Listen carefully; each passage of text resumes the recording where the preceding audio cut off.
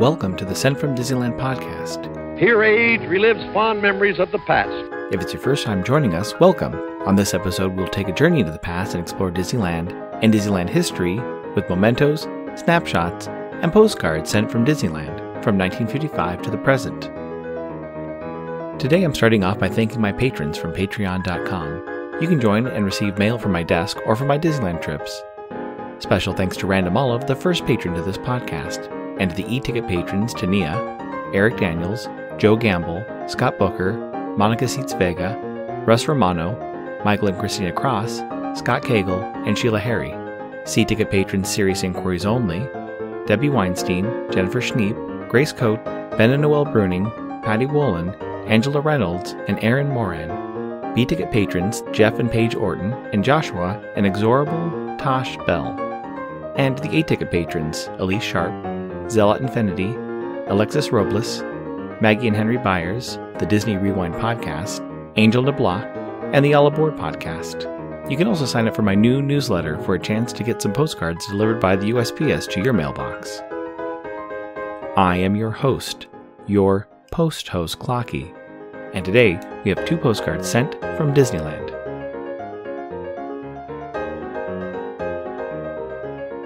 The front of our first postcard has Snow White standing next to the 7 dwarves in front of the Matterhorn. Above the characters it reads Snow White and Friends, and below the characters it reads Visit Disneyland. On the back it reads Snow White and the 7 dwarves leave their home in the forest and their work in the diamond mine to visit Disneyland. It's postmarked July 22, 1967, with the Temple City Cancel and a 4-cent black and white Lincoln postage stamp, Scott number 1282.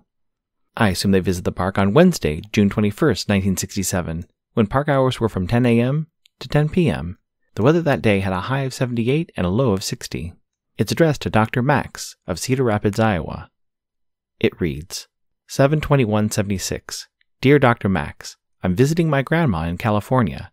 She lives close to Disneyland. We also visited Marineland and Knott's Berry Farm. There's too much to see in just 2 weeks. Kevin, Deborah, Erwin, Brooklyn, Iowa. Last August in episode 158 of this podcast, Sent with Friendship Art, I talked about the first postage stamp set made by the United States Postal Service with Disney art. The following year, 2005, another set of Disney stamps were released. As I mentioned before, each stamp was based on a singular theme. The 2004 stamp's theme was friendship. For 2005, they chose the word celebration for the stamp's motif. The first stamp includes Snow White and Dopey. This stamp is based on the Silly Song sequence from the 1937 movie. The design choice made was for the still image to look as if it were in motion. You can see Snow White holding part of her dress in a dancing motion, and Dopey with one foot in the air as if he's in mid-step. Some of the original design choices included showing Snow White from head to toe, but that was scrapped because of the size of the stamp. You would have lost some of the detail and expression of Snow White's face. The next depiction of celebration is the Mad Hatter and Alice from Alice in Wonderland. This is the perfect stamp choice when sending an unbirthday card. Original designs for this stamp included the entire Mad Tea Party with the March Hare and the Dormouse. Unfortunately, because of the size of the stamp, only the Mad Hatter and Alice were included. The final image chosen includes the Mad Hatter pouring tea into a teacup while holding 3 teacups underneath, and Alice to his left watching the pour.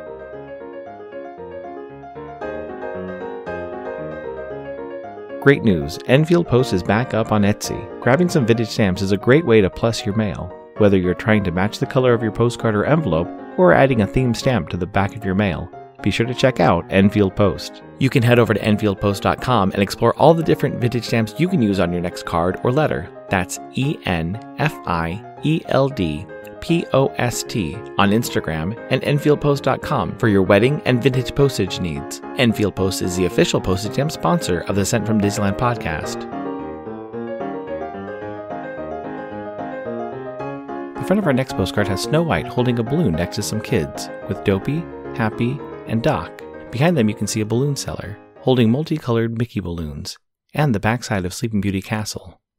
On the back it reads, Snow White and the 7 Dwarfs. Snow White persuades her 7 friends to take some time off from their work in the diamond mine and pose for pictures.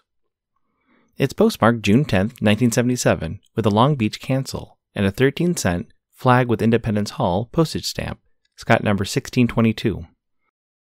I assume they visited the park on Wednesday, June 8, 1977, when park hours were from 9 a.m. to 9 p.m. The weather that day had a high of 72 and a low of 61. It's addressed to Miss Gladys Mixco of Tallahassee, Florida. It reads, L.A., June 8, 77.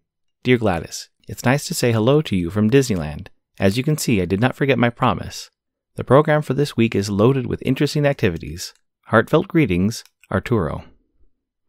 The next stamp depicting celebration includes Ariel and Flounder from The Little Mermaid. Looking at some concept art in my book, The Art of Disney Stamps, there are many different designs considered. One included Ariel swimming under the sea with Flounder in a bubble being tossed upward. Another image includes Flounder swimming around Ariel with some other fish in a giant spiral with Ariel's arms stretched out. Finally, the image chosen for the stamp includes Ariel strumming a small harp while Flounder looks on and two other fish swirl around. As it is set under the water, there are some bubbles around the characters to show motion. It's also noted in the book that after the first series of stamps, there were many requests from the public to include Ariel in the next series, probably because The Little Mermaid was the beginning of the Disney Renaissance of animated movies. Finally, the last stamp includes Mickey Mouse holding a cake while Pluto looks enthusiastic. Surrounding them are small pieces of confetti and long pieces of ribbon. It's mentioned that Mickey Mouse is one of the greatest challenges for Disney artists. Looking at some of the sketches, one of the critiques is that the characters look too flat.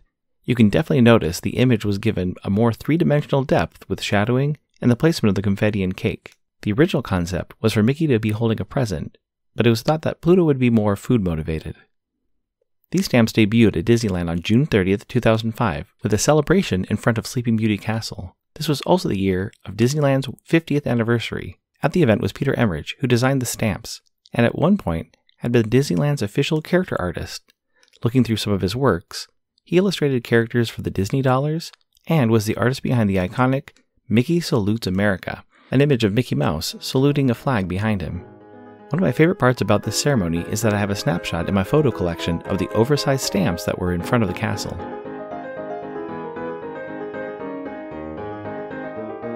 This incoming postcard is sponsored by the Art Throwdown. Art Throwdown, or ATD, is an online craft hour on Instagram, starting at 9 p.m. Eastern, 6 Pacific. Be sure to check out Monday's ATD, which is usually hosted by paper artist Russ Romano. I've seen many amazing art projects, learned about awesome postmarks, postage stamp history, and a lot more on different episodes. It's great to stop in for an hour to watch someone craft or design something unique. Each host brings something a little different to each show. I'll list some of the regular hosts, or you can follow Russ Romano 2021 on Instagram. The front of my incoming postcard has Mickey and Minnie in a blue 1950s Cadillac-style car with a license plate that reads Mick and Min. The rest of the card is an image of two palm trees, tall grasses, and a sunset over the water. It's postmarked September 30th, 2023, with a Seattle P and DC cancel, and two 37-cent Disney Celebration stamps with Snow White and Dopey dancing, postage stamp, Scott number 3915. It reads, September 17th, 2023. Hi Clocky, it's been a while since I sent you a postcard. Usually I look for some vintage ones for you, but I don't get out as much. I found this at my favorite place to dig through cards, and needed it for you. I know I have some still in my mess of a mail hoard, lol. Hopefully, you'll hear from me soon.